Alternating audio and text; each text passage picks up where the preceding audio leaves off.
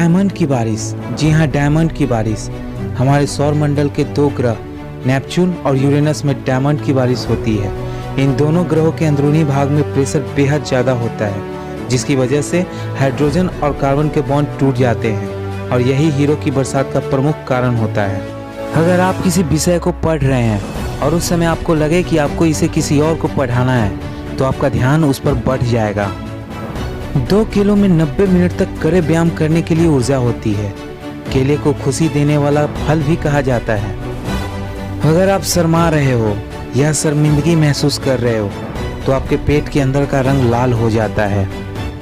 जिस हाथ से आप लिखते हैं, उसकी उंगलियों के नाखून ज़्यादा तेजी से बढ़ते हैं। आपकी दोस्त आपकी ज़रूरत है।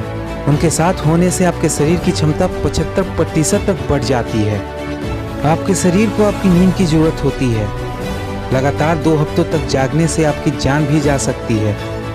अगर एक कमरे में 20 लोग हैं, तो 50% तक संभावना है कि किन्हीं 2 की जन्म तारीख समान होगी। दुनिया की सबसे लंबी गुफा वियतनाम। यह गुफा इतनी लंबी है कि इसमें एक नदी, जंगल और वातावरण है।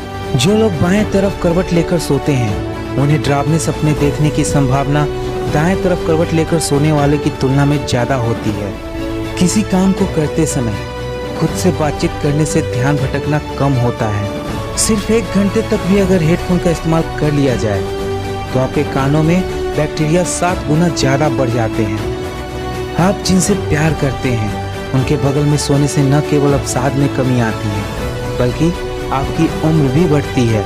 आपको नींद जल्दी आती है और आप गहरी नींद में सोते हैं। हमारी एक आंख में 12 लाख फाइबर होते हैं।